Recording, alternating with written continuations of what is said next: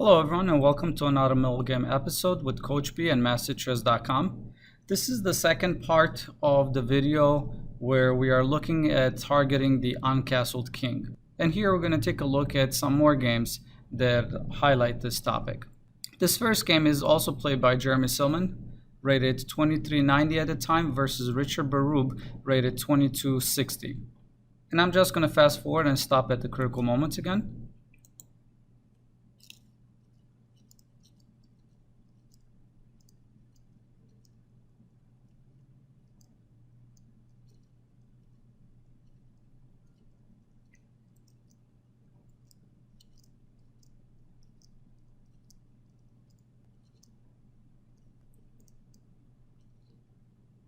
And this is the position that was reached after 15 moves. And we could see in this position that white's king is safe and black's king is still in the center.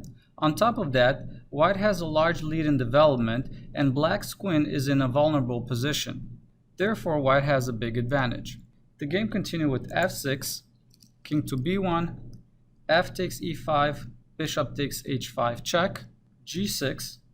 Coming back, I do want to mention that moving the king to f8 is not a really good idea because after knight to e4, white has a winning attack against the king. White is threatening moving the bishop to b4, where he's going to have a discovery attack on the queen, at the same time attacking the bishop on e7. He's also threatening taking on e5, opening the f-file to his rook, attacking the king, and here black is completely helpless. So coming back, black played g6. From here, white responded with bishop takes g6, h takes g6, queen takes g6 check, king to d8, and now knight to d5. Here, the threat is bishop to a5 check, winning the queen. Black responded with queen takes d2. Coming back, there was no way to save the queen. If black would have moved the queen to c5, after bishop to e3, the queen is lost again.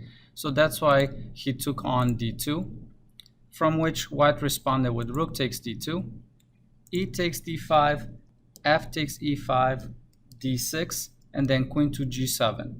And now black survived the checkmating threats. However, he lost a lot of material and he wasn't able to survive for very long. And from here, the game continued with bishop to f5 check, king to a1, king to d7, queen takes h8, bishop to g6, and after queen to g7, black resigned. Going after an uncastled king could give you a huge advantage, but you don't have to sound the alarm right away. What's important is to try to keep that king in the center for as long as is possible. This next game is going to show that how you could build a slowly attack on an uncastled king.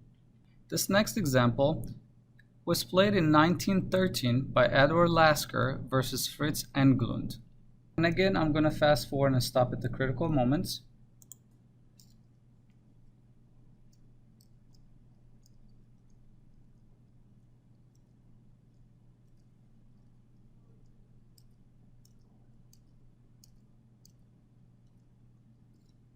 And this was the position that was reached after just 11 moves.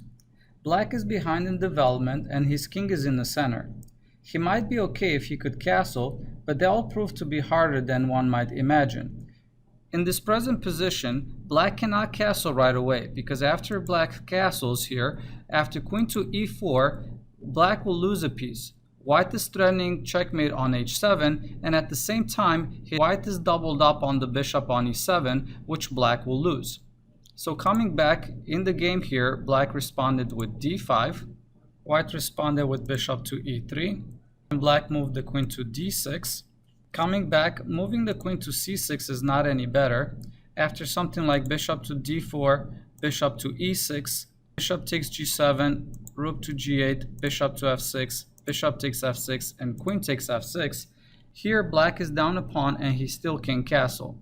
Coming back, if instead of bishop to e6 here, black moves the pawn to e6, well, queen to e3 is also very bad for black, as white is doubled up on black's bishop on e7, and even if black protects it with the queen, after bishop to c5, that bishop is gone. So coming back in the game, black responded with queen to d6 here. White continued with bishop to f4, after which black responded with queen to f6. Coming back, I do want to mention that no better is queen to d8, because after queen to g3, castles, bishop takes c7, queen to d7, and bishop to e5, white has a positional advantage and he's also up a pawn. Coming back, queen to d7 is another try, but after queen to e3, queen to e6, queen to g3, queen f6, bishop to g5, here black is pretty much done. He cannot take the bishop on g5, as white can simply win the queen because the bishop on e7 is pinned to the king. So in the game, black responded with queen to f6, then white responded with queen takes on d5, which here white got carried away a little bit with dreams of pretty checkmate patterns. However, much better would have been here to go with the queen to e3, after something like bishop to e6, bishop e5, queen h4, bishop takes g7, rook to g8, and bishop to e5. Black is the pawn down. He still can castle because queen takes on a7, and white has a really good position. But in the game, white responded with queen takes d5. The game continued with c6.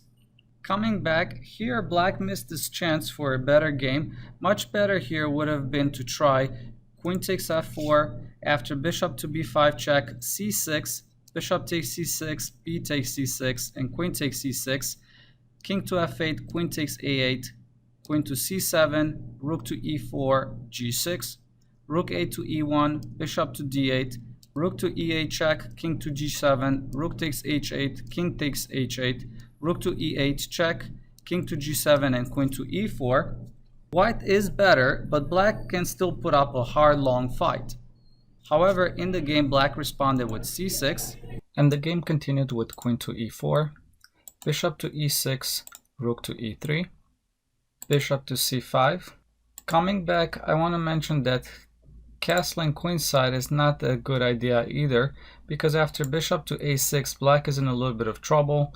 Best play here would be bishop to d7, protecting the pawn on c6, queen takes e7, queen takes f4, rook to f3, queen to c7, bishop to c4, rook h to e8, queen takes f7, where white is up a pawn, also with a much better position.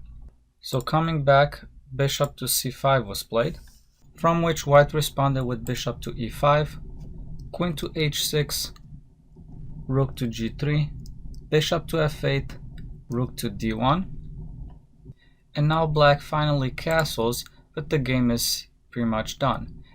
After queen takes c6, b takes c6, bishop to a6 was checkmate, and white won the game. Now checkmating the uncastled central king, but as you saw in this game, it's not always very easy to be achieved.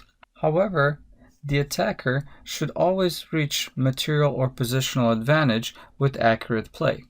Now, if you find yourself having difficulty knowing how to attack an uncastled king, I will recommend The Art of Attack by Vladimir Vukovic as an excellent read to help you in this situation. This last game that we're going to go over was played by one of Silman's students that was a Class C player rated 1500 by the name of Mickey Mills. He had that very problem, and after reading The Art of the Attack by Vladimir Vukovic, had an excellent game that is definitely worth looking at. The game started with e4, c5, the Sicilian defense, and I'm just going to fast forward through the moves and stop to comment on the critical moments.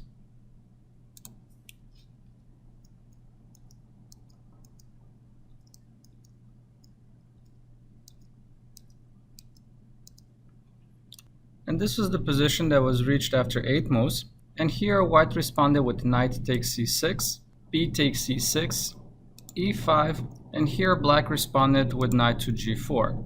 Bishop takes g4, bishop takes g4, then h3, bishop to f5, g4, taking on the bait and starting an attack before his king is castled.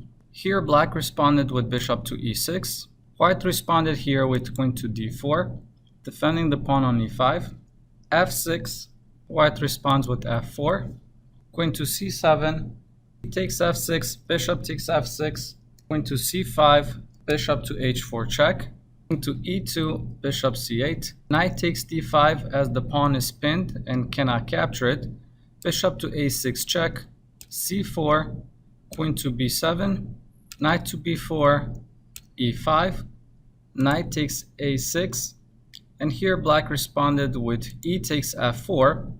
Black knows that he needs to open lines as the king is in the center. However, coming back here, much better for black would have been queen takes b2 check. After bishop to d2, then rook takes f4, and white is totally lost. However, coming back, black respond with e takes f4, bishop to d4, rook a to e8 check, king to f3, which was a mistake. Coming back, king to d3 was a little bit better. After queen takes a6, queen takes a7, queen takes a7, bishop takes a7, f3, bishop to c5, rook f7, rook a to d1, rook d7 check, king to c2, rook e2 check. Black is still better, however white can still put up a fight. Coming back, king to f3 was played, after which an excellent move, rook to e3 check. Here white responded with king to g2. Coming back, taking on e3 with the bishop would be even worse, because after f takes e3 check, the king cannot take the pawn on e3 as bishop to f2 skewers the king and the queen. So white would have had to move king to e4, rook to e8, king to d3, rook to d8, king to e4, and now queen takes b2. And checkmate is near in sight. White cannot check the black king, therefore he will be able to use the queen and the rook for checkmating patterns on the white king. So coming back, king to g2 was played. After this, black responded with f3, king to f1, rook f to e8, king to g1, bishop to g3, rook to f1, rook to e1, bishop to c3. Coming back, if white would have challenged the bishop on e5, here black has an excellent move with queen takes on b2. If the bishop takes the queen on b2, after rook takes f1 check, king to f1, rook to e1 is checkmate. So coming back, bishop to c3 was played, but after queen takes on b2, bishop takes b2, rook takes f1 check, king to f1, rook to e1, the same checkmating pattern happened. So as you saw in this game, black baited white to start an attack as his king was still in the center, and then he took immediate action and later on went on winning this game. And as a quick summary, in theory, if your king is safely castled while your opponent is in the middle of the board, you want to train your mind to view the central king as a target and immediately try to take action to go for it. Active play in the center will allow you to make some important gains as your opponent scrambles to get his king into safety. If other things are equal, if both sides start an attack, always the side with the vulnerable king will fall behind. So as we've concluded this section, hopefully you can follow this drill. If you see the kings that stayed in the center for too long, immediately get excited and target it for his destruction. Don't allow him to castle to safety. Bring as many pieces to the embattled area as possible and prepare for some decisive penetration. Also try to rip open some files and go after the king. Alright, thank you so much for watching this video. And as I've mentioned in the beginning, this is the last part of the middle game series for 16 to 1800. I'm going to take a pause from the middle game and I'm going to continue the beginner to master chess course following endgames with rooks and 2 pawns.